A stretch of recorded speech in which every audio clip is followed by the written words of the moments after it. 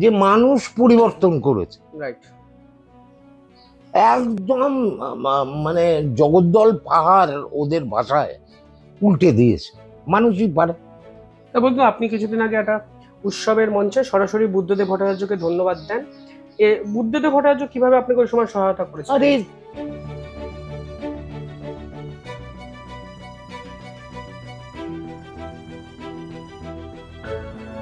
পুঁজির লড়াইটা, সুতোটা অনেক দূর অব্দি বিস্তৃত। খারাপ ভাষা প্রয়োগ করতে ইচ্ছে করে, এত এত খারাপ একটা মিডল ক্লাস একটা নেগেটিভিটিতে চলে যাবে। আমি সমেত, আমি এর বাইরে নই। মনে হয় যে আপনারা ছোটবেলায় যেভাবে রাজনীতিটা দেখলেন, আজকের প্রজন্ম সেই রাজনীতিটা দেখতে চাইছে না। মানে এই বুদ্ধদার কাছে যায়, বুদ্ধ বলল আমি ওপেন করব। আজ পর্যন্ত কোন সিএম এই এই কয়েদিদের নাটক ওপেন করে এক বুদ্ধদা ছাড়া। স্পেসিফিক্যালি জানতে চাই যে ওই তিনটে ভুল, যেটা আজকের দিনে দাঁড়িয়ে আপনার মনে হয় মেজর একটা ফ্যাক্টর হয়ে গেল, মানে 235 থেকে শূন্যতে নেমে যাওয়া।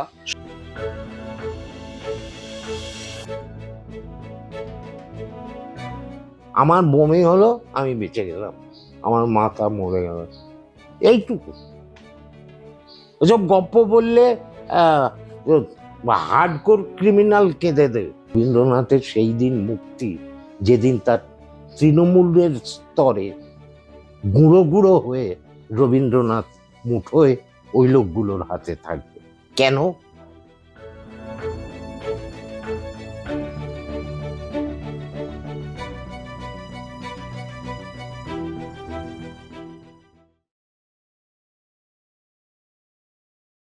নমস্কার, আপনারা দেখছেন শিবম দাস পডকাস্ট। এই পডকাস্টে আমার সঙ্গে এমন একজন ব্যক্তিত্ব উপস্থিত আছেন যার পরিসর নাটকের মঞ্চ থেকে রাজনৈতিক মঞ্চ, সকল জায়গায় সমানভাবে তিনি বিচরণ করেছেন কয়েক দশক। আমার মনে হয় না নতুন করে তাকে চেনাতে হবে বাঙালিকে। প্রদীপ ভট্টাচার্য, নাট্য ব্যক্তিত্ব, অভিনেতা প্রদীপ ভট্টাচার্য। প্রদীপদা, প্রথমেই শিবম দাস পডকাস্টে স্বাগত। প্রদীপদা, নমস্কার। বহুদিন পর আড্ডা, এবং কেমন আছেন? শরীর সব ঠিকঠাক? ভালোই আছি। আমি খারাপ থাকি না, থাকতে চাইও না, কারণ আমি বাস্তব পরিস্থিতিটা জাজ করতে পারি, বুঝি। কারণ এইখানে যে কটা দিন আছি, এইগুলোকে সঙ্গে নিয়েই বাঁচতে হবে, এবং বাঁচাটা যেন প্রাণবন্ত হয়, যেন খুব কাতর মুখে করে দুঃখ দুঃখ করে আমাকে বাঁচতে হবে, সব কাজ করতে হবে। এটা যেন না হয়, কাজগুলো যেন আনন্দময় হয়, আমার কাছে ভালো লাগার থেকে হয়, সেইভাবেই থাকি। ফলে দুঃখ টুক্ষ আর করি টরি না, আর নেইও। মানে বহরমপুর থেকে কলকাতা, কতগুলো দিন এইভাবে ট্রেনে কাটালেন, এলেন যাচ্ছেন, এই এই জীবনটা কি শেখালো আপনাকে? এটা আমাদের পারিবারিক জায়গাতে আমি অদ্ভুত। হ্যাঁ, বাবা কাকাদের তো উদ্বাস্তু জীবন। আমাদের অ্যাকচুয়াল বাড়ি ছিল, আমি শুনি আমার জন্ম বহরমপুরে, কিন্তু বাবা কাকারা ছিলেন ময়মনসিংহের বাসিন্দা, এবং দাদু ময়মনসিংহের রাজবাড়ির সঙ্গে সংযুক্ত লোক ছিলেন, এবং ময়মনসিংহের রাজাদের একটা কালচারাল মানে অনুভূতি, এবং কি বলবো, সমাজবোধ, এটা কিন্তু একটা সামাজিক ইতিহাস ময়মনসিংহ সঙ্গে। বড় বড় মনীষী থেকে আরম্ভ করে তুমি দেখবে ময়মনসিংহ ছিল পশ্চিমবঙ্গের সব থেকে বড় জেলা। ফলে তার যে সাংস্কৃতিক বাতাবরণ বাবা কাকাদের সঙ্গে, এবং আমাদের বাড়িতে, তোমাকে বলি, একটা ছোট্ট কথা বলি, আমাদের বাড়িতে ফ্যান ফেলা হতো, ওটা আমাদের সকালবেলা পুষ্টির জন্য খেতে হতো বাটি ভরে। ফলে ওটা দেখেছি আমরা। কিন্তু আমাদের বাড়িতে হা হা হি হি হো হো ছাড়া আমাদের বাড়ি ছিল না। সব সময় আমাদের পিসিদের দেখেছি, কাকাদের দেখেছি, সব এক জায়গায় যখন হতো হট্টগোল, আর আমরা খেতে বসতাম এক জায়গায়। ফলে এই যে করে বেড়ে ওঠা আর গল্প শোনা এবং গল্পের কমিউনিকেশন। আর বাড়িটা ছিল গানের বাড়ি, থিয়েটারের বাড়ি। ফলে স্বাভাবিক চিত্তে ওইভাবেই বড় হয়েছে। ফলে আমারও একটা মনোরঞ্জন করার ওই দিকে ঝোঁক, এটা স্বাভাবিক গড়ে উঠবে, এবং সেইটাই হয়েছে। প্রথম দিকে কাকারা, পিসিরা সেই 50s-এ ওরা মুর্শিদাবাদের গণনাট্য সংঘের ফাউন্ডার বলা যায়। ফলে সেইখানেও ছোট থেকে যাতায়াত। বাড়িতে রাজনৈতিক পরিবেশ ছিল সেই সময় মুর্শিদাবাদে এবং বহরমপুরে, বিশেষ করে কমিউনিস্টদের রমরমা সেরম ছিল না, বরং কংগ্রেসই শহর বলতে মুর্শিদাবাদকে বোঝাতো। ফলে তাদের স্ট্রাগল, তাদের আর কাকা ছিলেন স্কুল টিচার, কাকিমা স্কুল টিচার। ফলে এই বাতাবরণটা, বাবা ছিলেন ডাক্তার, তার রাজভাইয়ের চেহারা। কিন্তু ক্লাসিক্যাল সঙ্গীতের প্রতি আমাদের, কারণ আমাদের চারিপাশে আমার যেখানে জন্ম সেখানে অদ্ভুত ক্লাসিক্যাল সঙ্গীতের চর্চা। মানে ধরো ডান পাশে চক্রবর্তী সাহেব, মানে সেই সময় বাঁ দিকে বরদা ঠাকুর, সনাতন ঠাকুর, এরা সব নাম করা ক্লাসিক্যাল সঙ্গীতের সঙ্গে যুক্ত, এবং তাদের জমিদারি গুলো হচ্ছে বড়নগরে রানী ভবানীর সঙ্গে যুক্ত। ফলে আর মুর্শিদাবাদের তো নিজস্ব ইতিহাস আছে, বহরমপুরের ইতিহাস আছে। ফলে সেখানে বেড়ে ওঠা, রাজনীতির বাইরে কোনোদিন আমরা থাকিনি। আপনার কি মনে হয় যে আপনারা ছোটবেলায় যেভাবে রাজনীতিটা দেখলেন, আজকের প্রজন্ম সেই রাজনীতিটা দেখতে চাইছে না? মানে আমাদের প্রজন্মের আগের প্রজন্ম যদি আপনি দেখেন, তারা বরাবরই রাজনীতি থেকে অনেকটা দূরে, তাদের ফোন, টেক্সট হেভি, একটা অন্যরকম একটা জীবন। এটা ভালো হচ্ছে না খারাপ হচ্ছে? তখন এই যে দেশভাগে ইয়ে, তার যে বাতাবরণ আর আজকে এসে দাঁড়িয়ে যে বাতাবরণ, এদের দুটো তফাৎ আছে। তফাৎটা আমি আমার মতো করে আমি ব্যাখ্যা করি, এবং আমি অ্যাকচুয়ালি রাজনীতি বলতে যা বোঝায় সেই কমিউনিটির লোক না। আমি কোনো পার্টিজান হইনি, মানে ওখানে আমি থাকতে পারবো না। আমি যেটা বুঝি যে সেই সময়ের যে স্ট্রাগল, সেই সময়ের যে স্বপ্ন, সেই সময়ের যে বাস্তবতা, সেটা ছিল এক ধরনের গোটা ভারতবর্ষ, সে মহারাষ্ট্র, পাঞ্জাব থেকে আরম্ভ করে আইপিটি এর দাপট। এবং এর ফলে হয়েছে কি, এক ধরনের জীবন চর্চা ছিল, সেটা হচ্ছে যুক্তির জীবন চর্চা। কেন বলছি? বামপন্থা মানে তুমি, আমি জানি না কটা লোক গোটা মার্কসের ভলিউম শেষ করে তার জীবন চর্চা যাপিত করে কটা লোক এগিয়েছে। জীবন চর্চাটা বলতে বোঝায় বুদ্ধি এবং নিজেকে প্রশ্ন করা। অর্থাৎ মানুষ কিন্তু প্রাণী জগৎ থেকে একটু আলাদা, একটু গম্ভীর আলোচনাই করছি। হ্যাঁ, যেটা থেকে আজকের সময়টাকে বুঝতে পারবো, সেটা হচ্ছে এই যে দ্বিসত্তা ইন্ডিভিজুয়ালের, এই দ্বিসত্তা একটা সত্তা আরেকটা সত্তাকে প্রশ্ন করে, ফলে তাদের ঝগড়া হয় ভেতরে, এটা কি আমি করব।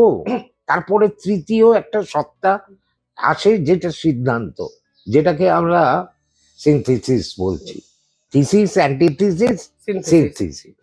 তাই এই তো দ্বান্দ্বিক প্রক্রিয়া। এই দ্বান্দ্বিক প্রক্রিয়াতে যে প্রগতিটা ঘটা দরকার সেটা ইন্ডিভিজুয়ালি ঘটতো, এবং সমাজ কিন্তু তাকে সাহায্য করত। কেন বলছি, ধরো রেনেসা তো এমনি হয়নি, কিন্তু মানুষের ভেতরকার প্রশ্নগুলো তাকে চাগিয়েছে। চৈতন্যদেব যেখানে থাকতেন, যে নবদ্বীপ, সেখানে অত্যাচারিত মুসলিমদের দ্বারা তাড়িত হয়ে তখন দলে দলে হিন্দু রাজা গজা, জমিদার, পুরোহিত, ব্রাহ্মণ সব মিলে যে ডমিনেশনটা ছিল শূদ্রদের প্রতি, বিশেষ করে ইতিহাসগতভাবে পশ্চিমবঙ্গে, সেটা মারাত্মক। তার ফলে সে দেখছে আপনি বাঁচলে বাপের নাম, আমার মুসলিম ধর্ম সহজিয়া ধর্ম, 5 ওয়াক্ত নামাজ পড়লেই আমি সব বেটার সমান, এর কোনো মূর্তি ফুর্তি নাই, 33 কোটি নাই, ফলে হয়ে যেতে কোনো অসুবিধা নেই। বেঙ্গলে তাই হয়েছে। সেইটা প্রথম রোধ করলেন চৈতন্য। তিনি ধর্মটাকে বললেন সহজিয়া ধর্ম। ফলে তার যে চেষ্টাটা তৈরি হলো সেটা হচ্ছে, যে পড়ে থাকা লোয়ার নিপীড়িত মানুষ, তাকে একটা মনুষ্যত্ব স্তরে এনে স্থাপিত করা। এই তো রেনেসাঁসের সূত্রপাত। রাইট। ফলে সে একটা প্রশ্ন করার অধিকার পেল। এই যে মানুষের প্রশ্ন করা, যেটা ইউরোপে বহুকাল আগে সক্রেটিস করে গেছে, তো এই প্রশ্ন করার অধিকার, বেসিক অধিকার। আমি না খেয়ে 3 দিন থাকতে পারি, কিন্তু প্রশ্ন না করে আমি থাকতে পারি না, এটা আমার সেলফের অধিকার। এই যে বলছি দ্বিসত্তার কথা, এটা আমার মাথায়, আমি যদি জেলের নাটকটা না করতাম বা ওই গবেষণার স্তরটাতে না যেতাম, তাহলে কিন্তু আমি এতটা বুঝতে পারতাম না ব্যক্তিগত স্তরে। এবং আমার কিন্তু জেলে 12 ঘন্টা করে সময় আমি ওদের পেছনে দিই। জেলের এই ঘটনা তো নিঃসন্দেহে, কিন্তু আপনার কি মনে হয় যে বর্তমান প্রজন্ম ভাবছে না এটা নিয়ে? আমি সেইটাই বলছি, সেটাই আসছে। আচ্ছা, আমার যে রিয়েলাইজেশনটা হলো, আমি সব জায়গায় এখন বলি যে মানুষ অন্য প্রাণীর থেকে আলাদা কেন, কেন তার এরকম প্রগতি হলো, এ সবাই জানে, ইতিহাসগতভাবে জানে। সবাই বলে দেবে ডারউইন, সবাই বলে দেবে ফ্রয়েড, কত কি বলবে, প্যাভলভ, কত বলবে টলবে। তা আমি বলছি, কারণ মানুষ একমাত্র প্রাণী যার দ্বিসত্তা আছে এবং প্রশ্ন করার অধিকার আছে, সেইখানেই তার প্রগতি। এবার শাসককুল যেটা চেষ্টা করে ডমিনেট করার জন্য, তার সিংহাসন পাকা করার জন্য, জন্মান্তর ধরে সমস্ত মানুষকে তার বশ্যতা স্বীকার করার জন্য, সে খুব চতুরভাবে এই মানুষের যে প্রশ্ন করার অধিকার, দ্বিসত্তার অধিকারী, সে নানা কৌশলে, সেটা কখনো ফিজিক্যাল, বেশিটাই মেন্টাল জায়গায়, ওই এক সত্তার তারটা কেটে দাও। তাহলে অন্যান্য প্রাণী, সে কুকুর হোক, অমুক হোক, তারাও তো প্রাণী জগৎ বেঁচে আছে, তাদের মতো করে তোলো, তাহলে আর প্রশ্ন তুলবে না। কুকুর প্রশ্ন তোলে না যে প্রভু আপনি আমাকে এতদিন খেতে পড়তে দিলেন, পরের অবস্থাটা আমার একটু লিফট করে দিন, আমার থাকবো কি থাকবো, করে না তো। তাকে দুটো খেতে দিচ্ছে, পড়তে দিচ্ছে, সেই অনুদান, বর্তমানে অনুদান দেওয়ার মতো, দিচ্ছি তো।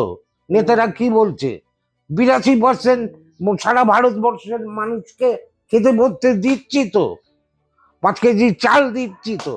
তাহলে কেন আমাদের প্রতি মানুষ রুষ্ট হবে? কারণ একটা জিনিস, ভয়।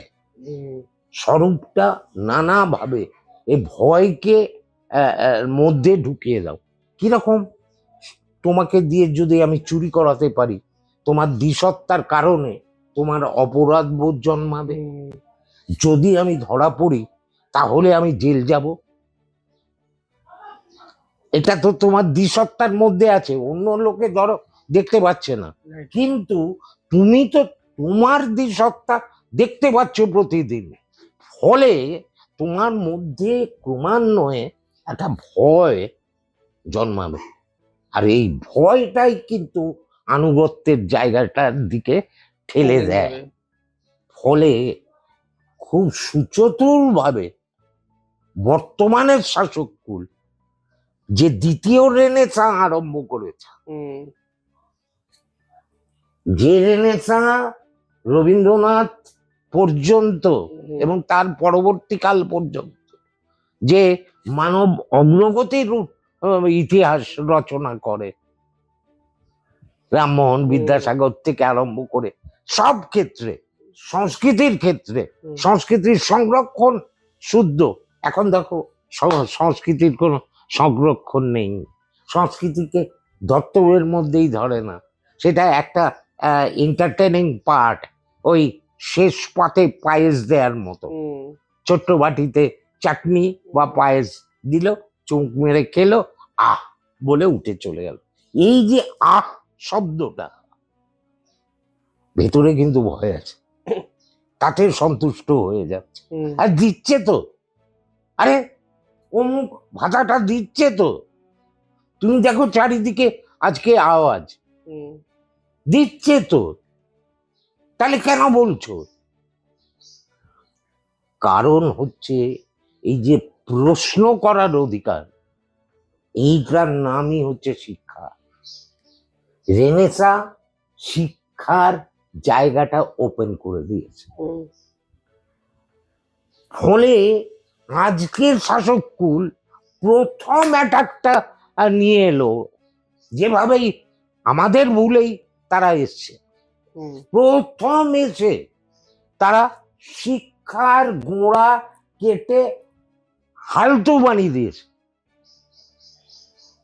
বামেদের দরকারই ছিল না, বামেদের প্রথমে এজেন্ডা ছিল, যুক্তিবাদীদের এজেন্ডা ছিল শিক্ষা বাড়াও, আরো প্রশ্ন করো, আরো প্রশ্ন তৈরি করো, মেধাবৃত্তি বাড়াও, এবং আমার রিসোর্স তৈরি করো। আর এখন তুমি কোনো রিসোর্স পাবে না, রিসোর্স যদিও বা হয় সে থাকবেই না, বিদেশ চলে যাচ্ছে। বাবা মা গুলো অনাথ হচ্ছে, অনাথ হয় বাচ্চারা, এখন বাচ্চারা বাবা মাকে অনাথ করছে, ঠিক উল্টো প্রক্রিয়ায় কাজ হচ্ছে। আমরা ভাবছি না, ভাবছি না, আমরা দেখছি না। কারণ কি জানো? কারণ রাজনীতিটা তো এই কি বলবো, এই 4 পাতার বইয়ের মতো না, 4টে মুখস্থ করে নিলাম, আমার একটা সার্টিফিকেট চলে এলো, নয়তো। আমার জায়গাটা হচ্ছে যে এই যে শিক্ষা প্রশ্ন তৈরি করছে, এইটার বদলে ভয় দেখাও, আমার প্রতি অনুগত করো, আমি যা যা করছি সেইটাই রাখো। কিন্তু উল্টো পিঠে তুমি চিন্তা করো যে আমি ভোট টোটের জন্য বলছি না, কে কাকে ভোট দেবে সেই ইন্ডিভিজুয়াল বুঝবে। এখন 34 বছর তাড়িয়েছে এই মানুষগুলোই তো, ভালো করে বোঝো, যে মানুষগুলো 34 বছরে শান্তিতে বা যাই বলো না কেন একটা সুস্থিতির মধ্যে ছিল, সামাজিক একটা সুন্দর পরিমণ্ডলের মধ্যে ছিল, তারাই তো নিয়ে এসছে। এবার তুমি কাউকে জিজ্ঞেস করো, বলে আমি করিনি, আমি করিনি। সে নিজেকে বাদ দিয়ে বাকিদের পয়েন্ট বাকিদের পয়েন্ট আউট করছে। কিন্তু নিজের বেলায় গিয়ে দেখো, আপনি কি ওই জায়গায় হাঁটবেন? আবার দেখছি আসলে কি হয়েছে জানো, তখন তার অজুহাতের শেষ নেই। শাশুড়ির কুনুইয়ে ব্যথা, হাঁটুতে ব্যথা, আমাকে এই যেতে হবে, এই দেখতে হবে, বাড়িতে ছেলে নেই, বিদেশ চলে গেছে, এইসব গপ্প। আসলে এই মধ্যবিত্ত স্তর, ভালো করে বোঝো, মধ্যবিত্ত স্তর সেটা একটা পিভটাল ক্যারেক্টার হিসেবে কাজ করেছিল সমাজে, যাতে গোড়া অবধি শিক্ষিত হয়ে উঠতে পারে। এবং সেইখানে ওই যে উঠতে পারে যে স্বপ্নটা, এই স্বপ্নটা হচ্ছে তাদের আশার আলো। কারণ স্বপ্নহীন কোনো মানুষ হয় ভাবাই যায় না। ওই যে বলে যে তুমি মরে যাও ফিজিক্যালি, কেন তোমার স্বপ্নটা তোমার ছেলেদের মধ্যে থাকে। ওটাই তো দেবতা, যে মানুষ পরিবর্তন করেছে একদম, মানে জগদ্দল পাহাড় ওদের ভাষায় উল্টে দিয়েছে। মানুষই পারে। তাহলে মানুষ তার নিজের কোনটা মঙ্গল কোনটা অমঙ্গল বুঝবে ওই প্রশ্ন দিয়ে। তাহলে প্রশ্নটা হচ্ছে ভাইটাল। তা শাসককুল ওই প্রশ্ন যাতে না করতে পারে তার ব্যবস্থা করে দিল। তার ব্যবস্থা কি করলো? গোটা ভারতবর্ষের যদি স্ট্যাটিস্টিক্স তুমি দেখো, 80,000-এর ওপরে স্কুল বন্ধ, সরকারি প্রাইমারি স্কুল বন্ধ। তোমার পশ্চিমবঙ্গে 8,200টা স্কুল প্রাইমারি বন্ধ, অথচ সেখানে একটা ব্যবস্থা চালু ছিল গ্রামের সমস্ত ছেলে যাতে লেখাপড়ার আওতায় আসতে পারে তার ব্যবস্থা করা। তোমাকে হিসেব দিচ্ছি আমি, 8,200 স্কুল মানে এবার ইন্টু 5 ধরো, স্কুলে 5 জন মাস্টারমশাই, 40,000 মাস্টারমশাই, হ্যাঁ 40,000 টোটাল মিনিমাম মাস্টারমশাই। তাহলে 40,000 মাস্টারমশাইয়ের মিনিমাম মাইনে 30,000 গড়ে বন্ধ। তাহলে কত হলো? এত হাজার টাকা রাজ্যের কোষাগার থেকে যাবে না, বন্ধ হয়ে গেল। আর যে রিক্রুটমেন্ট অন্যান্য স্কুলের, সেগুলো তো আমরা চোখের সামনে দেখতে পেলাম, যা হলো তা হলো, ছেড়ে দাও। তাহলে এই টাকাটা কোষাগার থেকে আর যাচ্ছে না, পেনশন দিতে হচ্ছে না।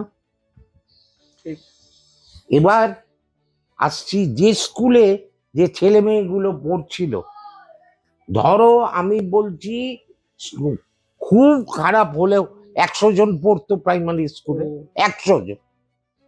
তাহলে 100 মিড ডে মিল প্রতিদিন, তাহলে একটা স্কুলে 365 দিন মিড ডে মিল। তাহলে 8,200 স্কুলে 8,200 ইন্টু 100 জন ছাত্র ইন্টু 365 দিন মিড ডে মিল বন্ধ। তার যে টাকা সেটা কোষাগারের থেকে গেল, সেইটা হচ্ছে না।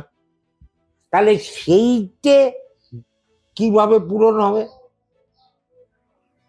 যে ছেলেটা স্কুলে পড়ছিল তার মাকে 1,000 টাকা ভাতা দিয়ে দাও, তুমি ওই টাকা হিসেব করে যে ছাত্রটা বড় হয়ে প্রশ্ন করবে, তার প্রশ্নটা বন্ধ করার জন্য যে ব্যবস্থাটা তৈরি হলো, তার নাম মায়ের 1,000 টাকা, তার সঙ্গে লক্ষ্মী কেষ্ট এই জুড়ে গেল। এটা আরেক ধরনের রেনেসাঁ চলছে, নেগেটিভ রেনেসাঁ। এবং আমার একটা নাটক লিখবো ঠিক করেছিলাম, এবং চোরেদের ওপর আমি পড়াশোনা করেছি। তুমি দেখো আমাদের বিচিত্র দেশ, হ্যাঁ, ছোট্ট কৃষ্ণ সে চুরি করে মাখন খেয়েছে, মাখন খেয়ে পালাচ্ছে পের করে, আর মা হাতে লাঠি নিয়ে দৌড়চ্ছে। তা নিয়ে একটা সলিড ভজন হয়ে গেল, দেবত্বর আরোপ করে মাইনে মা খানা খায়, মাইয়া মরি, অথচ কৃষ্ণের মুখে মাখন লেগে আছে। সেইটাকে পজিটিভ করে আজকে সবার মুখে মাখন লেগে আছে, কিন্তু বলছে মাইনে মাখন খায়। হ্যাঁ, এটা রেনেসা ছাড়া আর কোন শিক্ষায় হবে? রেনেসার শিক্ষায় শিক্ষিত, ফলে এটা চললে আরেকটা জিনিস হবে, চোরেদের যে ইকোনমি সেটা শহরের মধ্যেই থাকবে, ভাগাভাগি হবে না, এক ধরনের সাম্যবাদ হবে, কেউ কাউকে দোষারোপ করবে না, এর ধন ওর কাছে যাবে, ওর ধন আমার কাছে যাবে, আমার ধন তোমার কাছে যাবে, ইকুয়ালিটি, একটা মার্কেট চলবে। প্রশ্ন করতে পারবে না, কারণ গভর্নমেন্ট অনুদান দিচ্ছে, প্রশ্ন করা যাবে না। ফলে এটা মানে 15টা জেনারেশন নষ্ট হয়ে গেল। আমি বহরমপুর থেকে শিয়ালদা রেগুলার যাতায়াত করতাম, আমার কোনোদিন অসুবিধা হয়, তুমি বিশ্বাস করবে না, লালগোলার ট্রেনে পা দেয়া যায় না, এত লোক কোথায় যায়, পরিযায়ী শ্রমিক। তাহলে আমার দেশের এটা রেনেসার ফসল, তাই না? রাজনীতি করতে হবে না ভাই, কোনটা সিপিএম, কোনটা কংগ্রেস, কোনটা তৃণমূল, বিজেপি করতে হবে না ভাই, সিস্টেম করে দিয়েছে। খুব মজায় আছি আমরা। আমরা কিন্তু মধ্যবিত্তরা যারা বলি আমরা খুব প্রগতিশীল, খুব খারাপ ভাষা প্রয়োগ করতে ইচ্ছে করে, এত এত খারাপ একটা মিডল ক্লাস একটা নেগেটিভিটিতে চলে যাবে। আমি সমেত, আমি এর বাইরে নই, কারণ আমার মধ্যে ওই ওই ওই ওই ওই ক্লাস, ওই বিষয়গুলো আছে, লোভ আছে, ইয়ে আছে, সব আছে আমার মধ্যে। তা আমি কি করব? আমি কি সারভাইভ করব? কিন্তু তৎসত্ত্বেও আমার সত্তা দিয়ে আমি যেটুকু বুঝি, আমার সারভাইভ করতে গেলে যেটুকু লাগে সেটুকু করব, সেটুকুর বাইরে চাহিদা সেই তার বাইরে নিয়ে যাব, মরে যাবো তা। কিন্তু আপনি জেলে একাধিক বিভিন্ন কর্মকাণ্ডে নিযুক্ত ছিলেন, স্পেশালি জেলে যারা কয়েদি তাদেরকে নাট্য কর্মে নিযুক্ত করেছেন, এবং এতে একটা হিউজ ট্রান্সফরমেশন এসছে, এবং এর জন্য আপনাকে পুরস্কৃত করা হয়েছে সরকারের পক্ষ থেকে। এই যে দায়িত্ব দেওয়া এবং এই জীবনটা আপনাকে কি শেখায়? না না, এটা দায়িত্ব নেয়া। আচ্ছা। আমি কখনো নাটক কে যখন বুঝতে শিখেছি, প্রথম দিকে ভালো লাগতো, কারণ সবাই প্রশংসা করতো, একটু মকারি করলে, একটু মজা দিলে খুব ভালো। হ্যাঁ, তো সেই মজাটা, এমন সময়ে আমরা একটা নাটক করেছিলাম, সেই নাটকের নাম নানায়ে, সেটা এমার্জেন্সির এগেনস্ট। আচ্ছা। সেটা সেই সময় পশ্চিমবঙ্গ উত্তাল, বামফ্রন্ট, যুক্তফ্রন্ট এসছে, ঢেউছে, চলেছে, নকশাল আন্দোলন, অরাজকতা, পুলিশের মার, খুন, মানে কলকাতা থেকে আরম্ভ করে সব। তখন আমার গ্রাজুয়েশন, ফলে বোধের বুদ্ধি তো হয়েছে, বুঝতে পারছি। তখন ওই প্রশ্ন করার অধিকার নিয়ে নানা এ নাটক করেছিল। তখন বুঝিনি, ওটা যখন বাধার একটার পর একটা বাধার সম্মুখীন হয়েছিলাম তখন বুঝেছিলাম নাটক কেবল এন্টারটেনমেন্ট নয়, রাজনীতি কেবলমাত্র পার্টির নয়, ওটা একটা মানুষের বিকাশের ক্ষেত্রে ওটা ভয়ঙ্কর প্রয়োজনীয় জিনিস, ওটা সামাজিক। তাই আমি কখনো ওইভাবে বলি না, আমি বলি আমার সমাজের যে কর্ম, সমাজের প্রতি আমার যেটুকু দায়িত্ব আমি সেটুকু করব। তার জন্যে আমার সামার ক্যাম্প আমি রেগুলার করতাম বহরমপুরে। তার আগে সামার ক্যাম্প বলে এরকম কনসেপ্ট, এরকম ন্যাশনাল লেভেলের থিয়েটার করা, বাইরে থেকে দল আনা, এইগুলো সামাজিক দায় থেকে করতাম, যে মানুষের সঙ্গে সংস্কৃতির বোধ যোগ করে দেওয়া, প্রশ্ন তোলা, করা, কত দিক থেকে ঘটছে লক্ষ্য করো, যাচাই করো, তবেই একটা জায়গায় যেতে পারবে। আমার দায় ওই 4টি ভোট দাও গো, আমার দলকে জেতাও গো, এটা করি। হ্যাঁ, পথনাটক করিনি, করেছি। সাবদার আমার ঘনিষ্ঠতম বন্ধু ছিল সেই সময়। 81 সালে আমরা গণনাট্যের ন্যাশনাল লেভেলে কনফারেন্স হয়েছিল কলকাতায়, এবং ইডেন গার্ডেন্সে 4টে মঞ্চ হয়েছিল। উৎপল দত্ত থেকে আরম্ভ করে এক মঞ্চে নানা হে হয়েছে। সেই দিন সেই মঞ্চে সর্দারের সঙ্গে আলাপ, ওরা করতে এসেছিল বকরি, ওদের প্রথম নাটক। তখন ওদের অফিসটা ছিল দিল্লি বিঠল ভাই প্যাটেল হাউসের নিচের তলায়। আমি দীর্ঘদিন গেছি, তো সর্দারের সঙ্গে যোগ ছিল, বন্ধুত্ব গড়ে উঠেছে।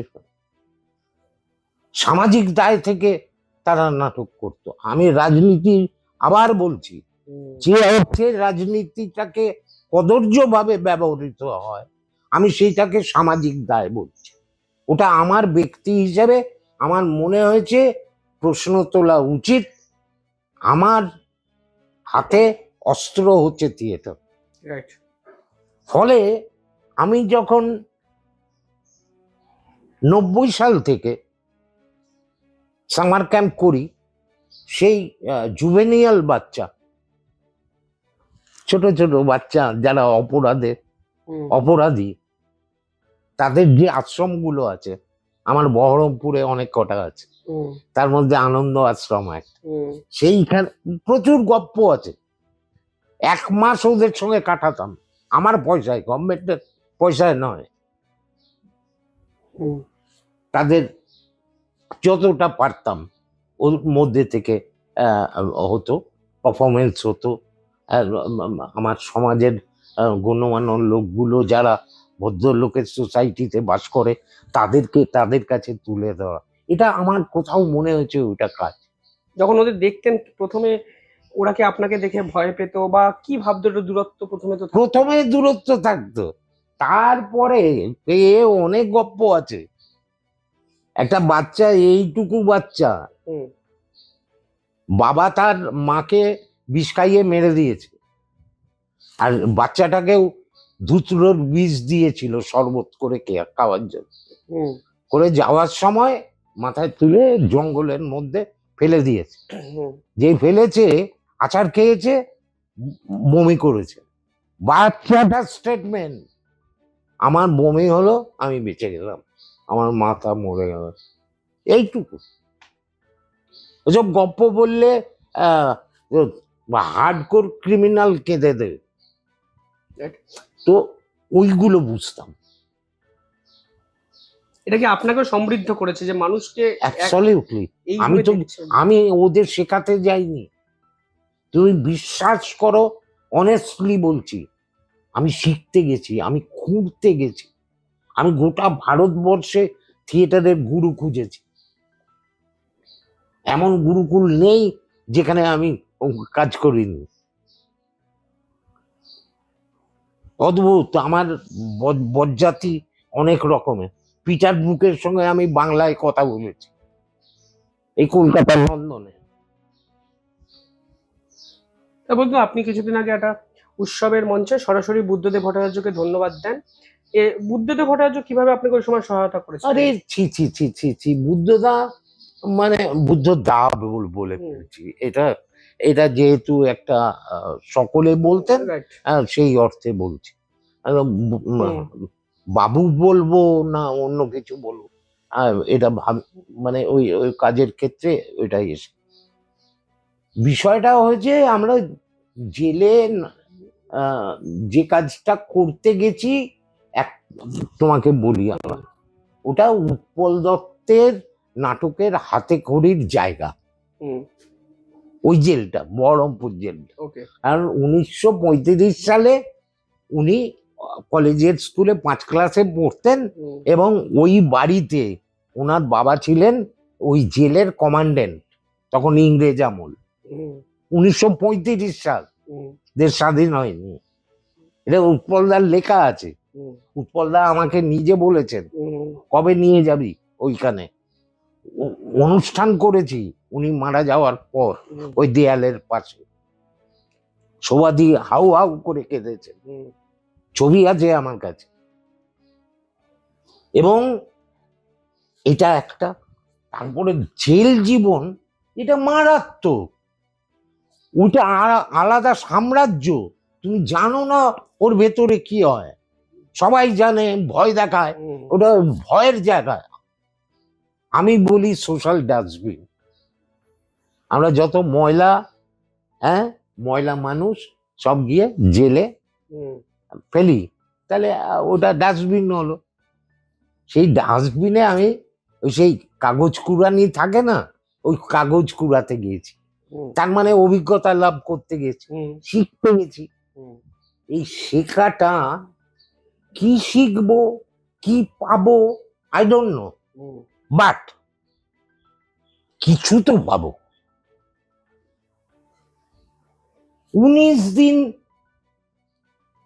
20টা ছেলে আমার দিকে ফিজিক্যালি তাকিয়ে হাসছে, স্যার বলছে, ভেতরে খিস্তি করছে, ভেতরে ভেতরে বলছে। পরে এটা শুনেছিলাম ওদের কাছে, আমি ধরেছিলাম, কারণ ওইটা ছিল রিয়েল সাইকোলজির খেলা। এবং আমি অভিনয় প্রক্রিয়াটা হচ্ছে এবং শিল্পের ফান্ডামেন্টাল জায়গাটা হচ্ছে সাইকোলজি, সাইকি, ব্রেন, এটা কি করে ক্রিয়া করে, কেন করে, অ্যাকশনটা শরীর করে ব্রেনের নির্দেশে, তাই তো। এই যে কথা বলছি, এই যে তুমি আমি, এটাকে ধরেই আমার মস্তিষ্ক ওই কথাগুলোই বলছি, আমি কিন্তু অন্য কথা বলছি না।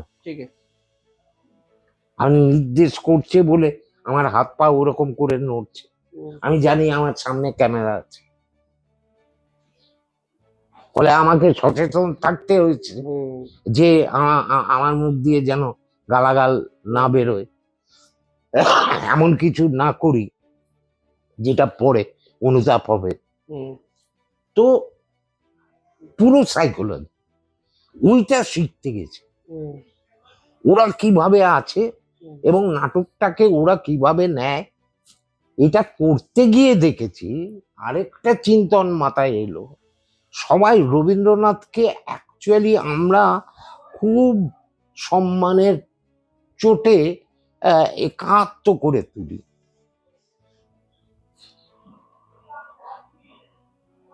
ঋত্বিক ঘটক এবং উৎপল দত্ত তার লেখাতে কতগুলো বলেছিল রবীন্দ্রনাথের সেই দিন মুক্তি, যেদিন তার তৃণমূলের স্তরে গুঁড়ো গুঁড়ো হয়ে রবীন্দ্রনাথ মুঠোয় ওই লোকগুলোর হাতে থাকবে।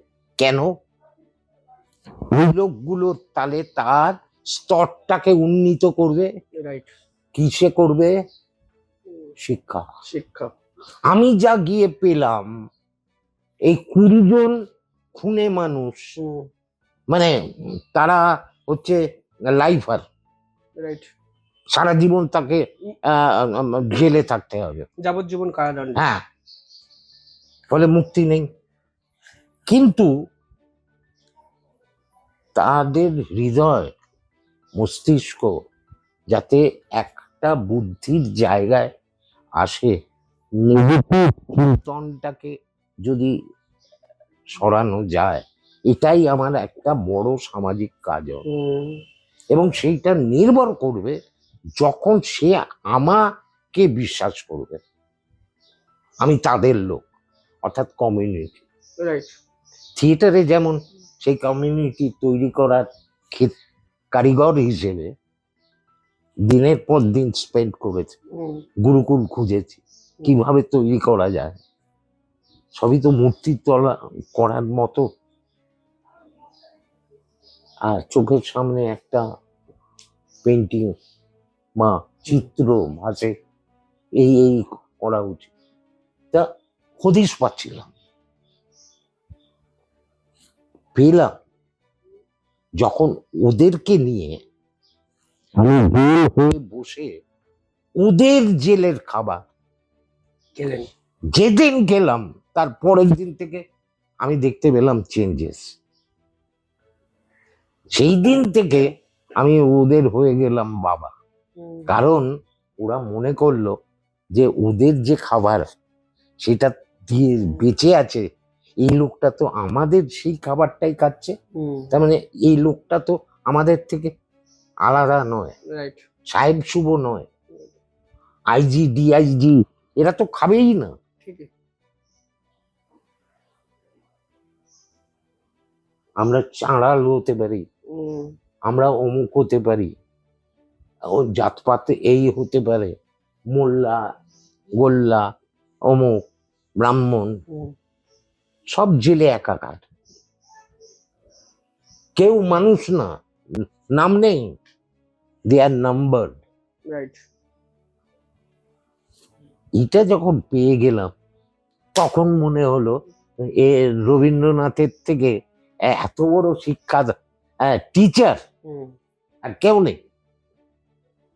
লক্ষ্য করে দেখো, তার প্রবন্ধ থেকে আরম্ভ করে এই যান্ত্রিক পৃথিবীতে মানুষের পৃথিবী, তাসের দেশে প্রশ্ন করে সেই মুখোশধারী মানুষগুলো, মানুষ হতে পারবো আমরা? তখন রাজপুত তো বলে পারবে, পারবে, মানে চেষ্টা করো পারবে। কোথা দিয়ে পারবে? তোমার সাংস্কৃতিক স্তর যদি উন্নীত হয়, তো শিক্ষা তো সাংস্কৃতিক স্তরে বলে।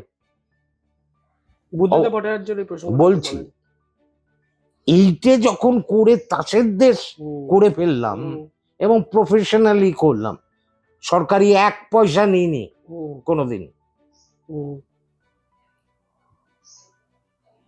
বুদ্ধদা দেখে পাগল হয়ে গেছে। সেই দিন আবুল কালাম আজাদ এসেছিলেন, আমাদের রাষ্ট্রপতি, কলকাতা। বুদ্ধদা এয়ারপোর্টে যাবেন ওনাকে তুলে দিতে। নাটক দেখেছেন? কোথায় হয়েছিল নাটক? রবীন্দ্র সদন। আমার টার্গেটটাই ছিল এটা, এটাই প্রথম জেলের লোকেরা বাইরে বেরিয়ে সাধারণে পারফরমেন্স করবে, এর আগে কখনো হয়নি। এটা বিডির কৃতিত্ব, আমার কৃতিত্ব, লেগে রয়েছিলাম বলে এটা হয়েছে। এটা তপনদা ছিলেন তখন ডিরেক্টর, তপন দাশগুপ্ত, ওনার একটা ছবি করেছিলাম, তো ওনাকে বলেছিলাম এই যে রবীন্দ্র উৎসব হচ্ছে সরকারি লেভেলে, আমাদের নাটকটা যদি হয়, আপনি যদি আইজির সঙ্গে একটু কথা বলেন। এই কথাবার্তা ফাইল বুদ্ধদার কাছে যায়, বুদ্ধ বলল আমি ওপেন করব। আজ পর্যন্ত কোন সিএম এই কয়েদিদের নাটক ওপেন করে এক বুদ্ধদা ছাড়া, তো সেন্টিমেন্টে লাগবে না? এটা তো চরম পাওয়া। এবং বলছি এই লোকটা জেলের মধ্যে রবীন্দ্রনাথকে আনলো, এটা মঞ্চে দাঁড়িয়ে বলছে, আই হ্যাভ দ্য ডকুমেন্টস। ঠিক। তাহলে একটা মানুষ একটা ছোট্ট জায়গায় নাটক করতো, সে যাতায়াত করতো, এন্টারটেন করতো, কিন্তু এই পেরিফেরিতে যখন একটা সার্টিফাই করছে, মানে সার্টিফাই মানে ওই সার্টিফিকেট তুলে দিচ্ছে না, অ্যাপ্রিসিয়েট করছে ওই লেভেলে, ঠিক। যে রবীন্দ্রনাথকে নিয়ে এই সোশ্যাল ডাস্টবিনে রবীন্দ্রনাথকে দিয়ে খোঁড়াখুড়ি করেছে, এটা কম পাও না? এই কাঁধে হাত দিয়ে যখন বলছেন এরপর কি করবি, এরপরের কি প্রোগ্রাম, রক্ত করবি, বললো তুই পাগল, একদম কোট করছি, তুই হাত কাঁধে হাত ছিল, ছেড়ে দিয়ে বলছে তুই পাগল। আমি পাগল না হলে এই পাগলদের জায়গায় যাই? আমার রক্ত, তুই জানিস আমি কার কাছে রক্ত করবি পড়েছি? হ্যাঁ, ক্ষুদিরাম বাবুর কাছে পড়েছেন, তখন head of the department Khudiram Babu, Calcutta university, সেই সময় 60-এর দশকের গোড়ার দিক, প্রেসিডেন্সি, ক্যালকাটা ইউনিভার্সিটি। তো আরম্ভ করলাম কাজ, করতে করতে করতে প্রচুর ঝড়ঝাপটা। সেই নাটক আমি এনএসডি ভারাঙ্গামায় করেছি, রক্ত করবি। এই এতগুলো লাইফারকে নিয়ে, 26 জন লাইফার, ছেলে মেয়ে তারা চড়ে বেড়াচ্ছে, যেখানে নাসির উদ্দিন, ওমপুরি, এদের বিচরণ ক্ষেত্র ছিল, সেখানে আমার ছেলেরা ঘুরে বেড়াচ্ছে। মানে আমি দিওয়ানা হয়ে গেছি। তা আমি বুদ্ধ ভট্টাচার্যকে ভুলবো? আমাকে আমি বুদ্ধদাকে বহরমপুরে ওই শোয়ের পরে, আমি তখন চাকরি করি, আমি তো তখন চাকর-বাকর ডিএমএ, আমি গেছি, চিরকুট দিয়ে ঢুকেছি, যাই হোক বাধা বিপত্তি কাটিয়ে ঢুকেছি, ঢুকতে দেবে না সিএম, সব হায় হায় এসব হলো। আমি বললাম আমি দিল্লি যাব, হিউম্যান রাইটস এর প্রশ্ন, এটা কি কেবল পশ্চিমবঙ্গের সম্পদ? যাব। বুঝছি পাগল নাকি, এটা ক্যাবিনেটের সিদ্ধান্ত নিতে হবে। আলাম সে কোত্থেকে নেবেন না আমি জানি না, এটা আইজি কে না বলে আমি ওস্তাদি করে একা ঢুকে গেছি মুখ্যমন্ত্রীর ঘরে। হ্যাঁ, ওই যে ওইখানে প্রশ্রয় দিয়েছিল, আমি 3টে কথা বলেছি, বলছি সম্মান। আমি বললাম দেখুন, আপনি আমার গার্জেন, আপনি জেলের গার্জেন এদের, আপনি গোটা পশ্চিমবঙ্গের গার্জেন, সিদ্ধান্ত আপনাকেই নিতে হবে, আপনি দেবেন কি দেবেন, আমরা যাব। যে যদি কেউ পালায় আমি বন্ড দেব, আমি বন্ড দেব, এইটা শুরু হয়। তার 15 দিন বাদে স্যাংশন, আমরা নভেম্বরে 2007 দিল্লি, একদম ফ্রি ট্রেনে, without guard. This is called trust. এইটা হচ্ছে সামাজিক কাজ। আমি যদি তোমার সঙ্গে বন্ডিং তৈরি না হয়, ওর সঙ্গে বন্ডিং তৈরি না হয়, আমি আমার বামপন্থা দিয়ে ধুয়ে জল খাবো? সেটা যদি বামপন্থা হয়, বামপন্থা এবং বামপন্থাই থাকবে, তার বিচ্যুতি হবে না। তা আমি যে সত্যটা আমি পেয়েছি, অ্যাচিভ করেছি সমাজের কাছ থেকে, সেখানে আমার স্বীকৃতি দিতে ও অসুবিধা হবে কোথায়? কেন অসুবিধা হবে? ওটা তো সত্য। আমি যদি সেদিন লোভে পড়ে না বলতাম, আমি তো টাকাটাও পেয়েছি, আমার নাতি দুটোকে আমি এলআইসি করে দিয়েছি ওইখানে কমিট করে, যে ডাকাতের ছেলে খুন করা দুটোই, যাদের বিয়ে দিয়েছি জেলের মধ্যে, এটা প্রথম হিস্ট্রিতে। এই যে বিয়ে দিয়েছি, এই বিয়ে দিয়ে আমার জোড়া নাতি করেছে, জেলে জন্ম, মায়নে মা খানা খায়া। এইটা দুটো নাতিকে দিয়েই আমার পরবর্তী মুভমেন্ট। 40 জন আমার অ্যাক্টর অ্যাক্ট্রেস ছাড়া পেয়েছে, এ আমার নাতি দুটোর জন্য। তাদেরকে দেবো না আমার পুরস্কারের টাকা, যাতে তারা হায়ার এডুকেশন কষ্ট না পায়, সেই জন্য দিয়েছি। এটা আমার সামাজিক কাজ।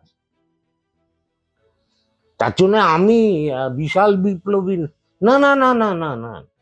এ তো অনেকেই করে, দেয় না, কেউ দেয় না। তোমার কাকা, তুমি বিপদে পড়লে দেবে না তোমাকে টাকা? তাহলে কাকা কি দারুণ বামপন্থী আলা কাজ করলাম? মানুষের পাশে থাকাটাই তো আসল মনুষ্যত্বের পরিচয়। তা তুমি মানুষ হবে না, তোমার মধ্যে মনুষ্যত্ব বোধ যাবে না, এটাই তো বামপন্থার চাষ করার কাজ।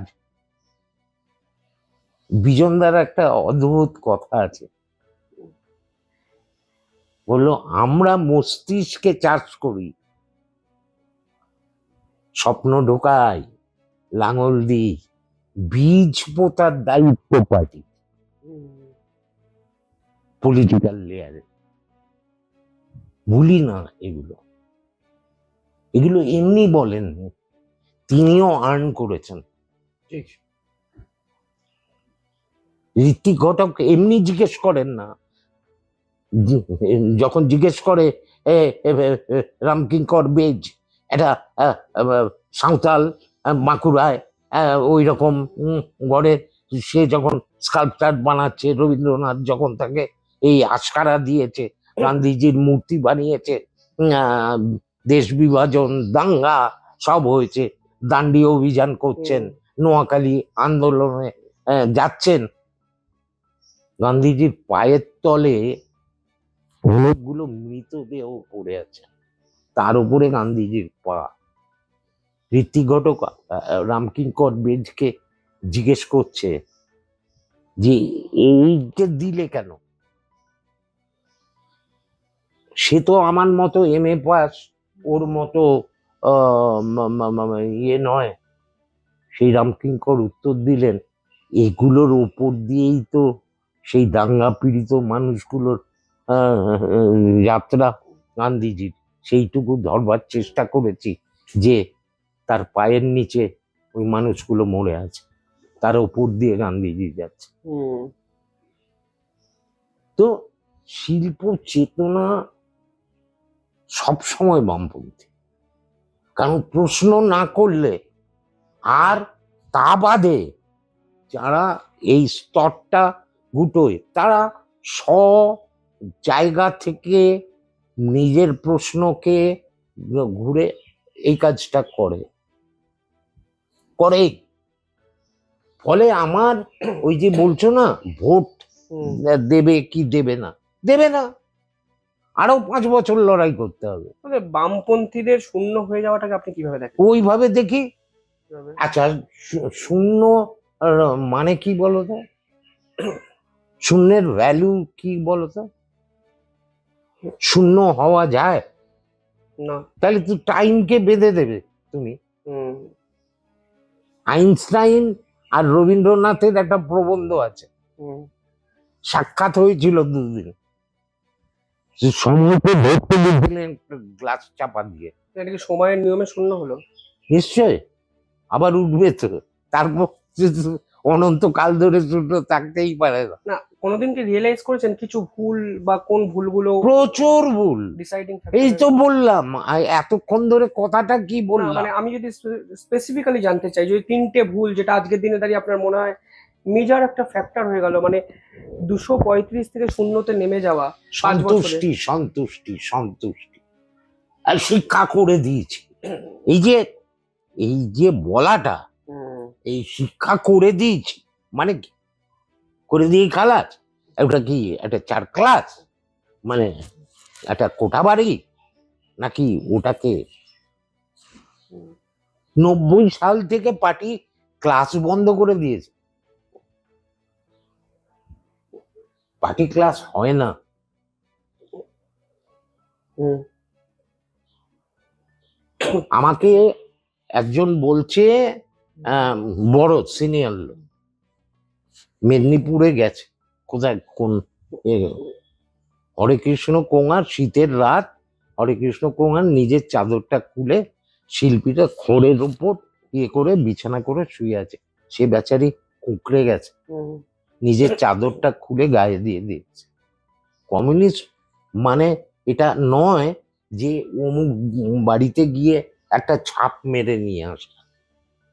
এই যে ব্যবহারটা, এইটে হচ্ছে কমিউনিস্ট। okay. সেটা কি শেষ দিকে নেতারা কিছুটা হলেও ভুলে গেছিলেন? ভুলে তো গেছেই, কারণ ওই ওই ওই ওই স্তরটা থেমেছিল, 34 স্ট্রাগল ছিল না, পেয়ে যাচ্ছিল।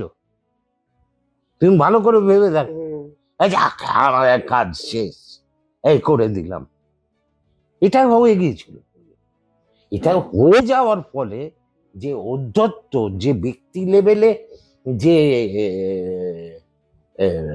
নেগেটিভিটি ফর্ম করার কথা, সেগুলো করেছে। তার মানে এই নয় যে, ধরো আমি বলছি এই ইলেকশনেও শূন্য পেল, হুম,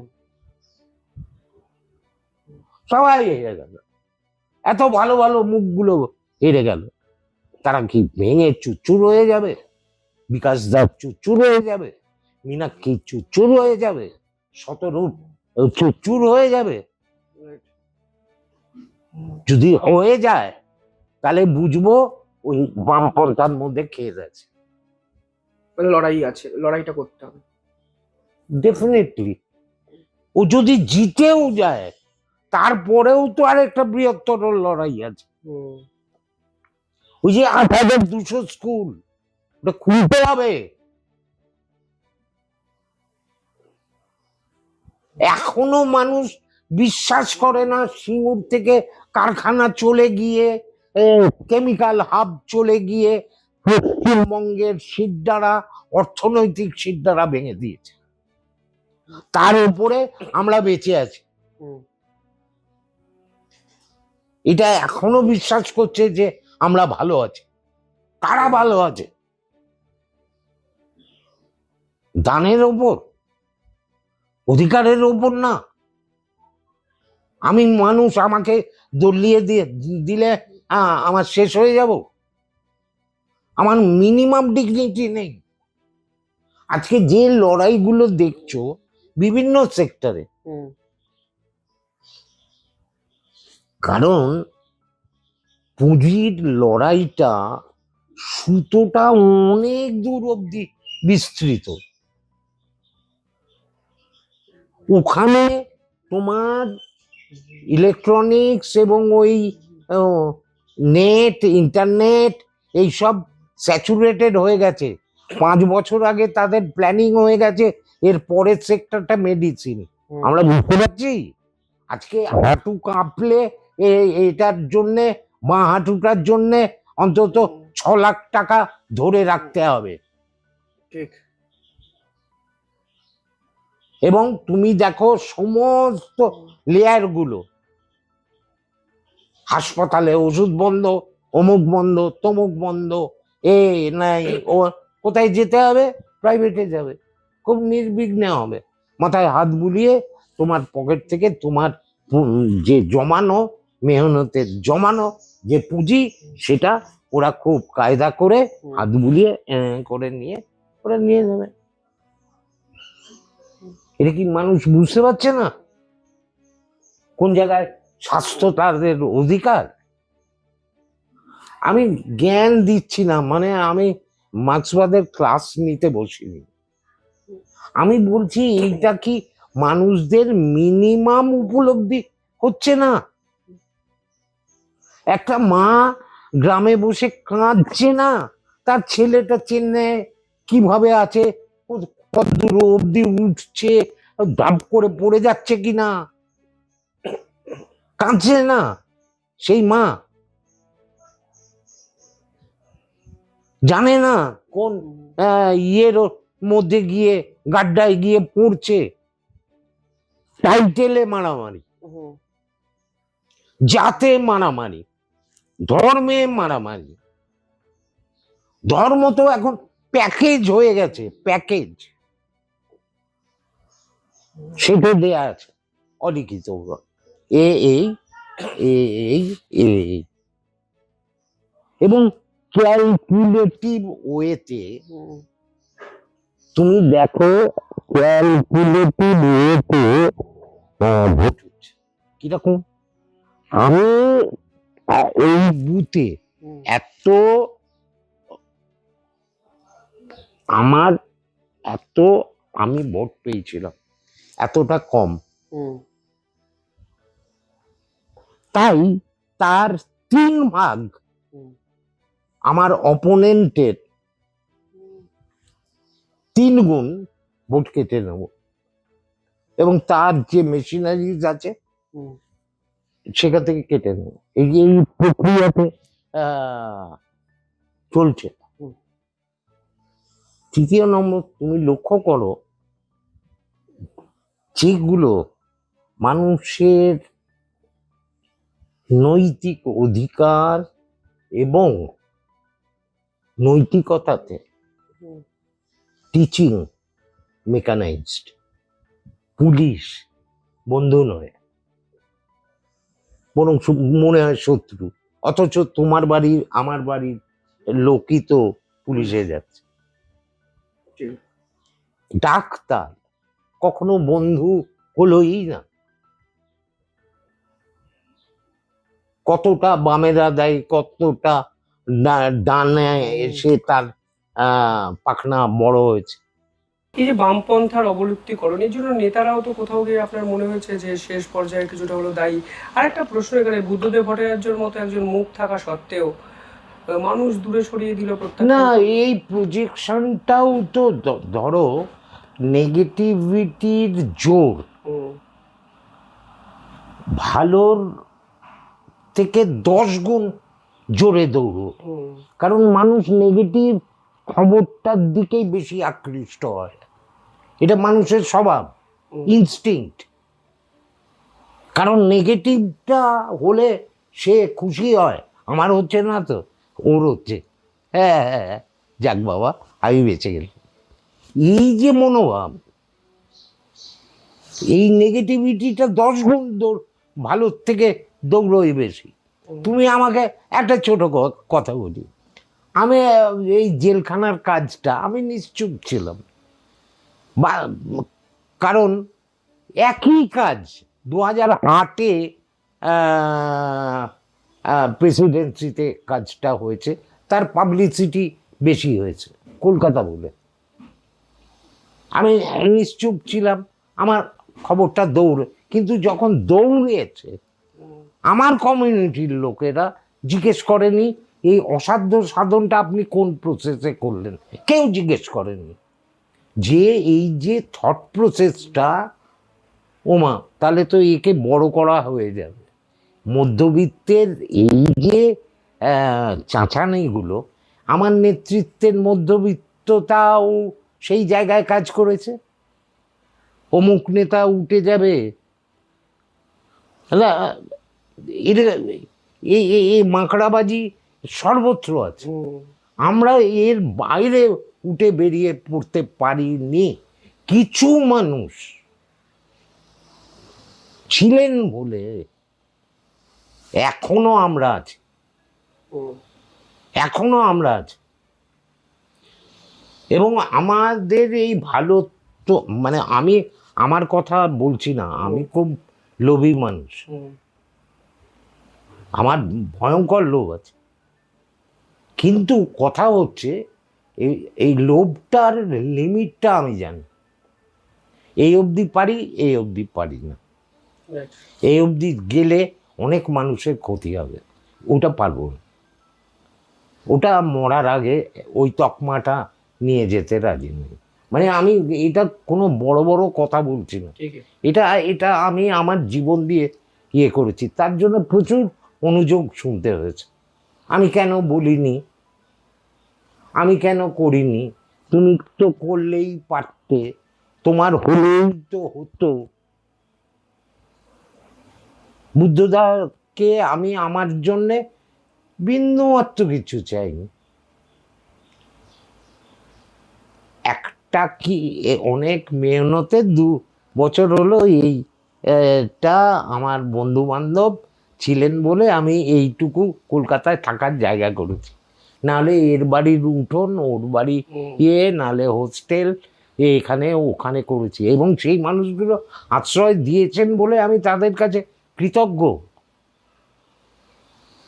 এটা ওই কষ্টটা না আমি হ্যাবিট করে নিয়েছিলাম।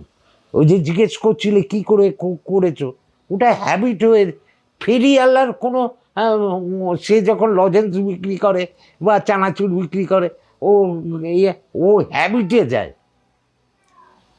ট্রেনটা আমার ক্লাস,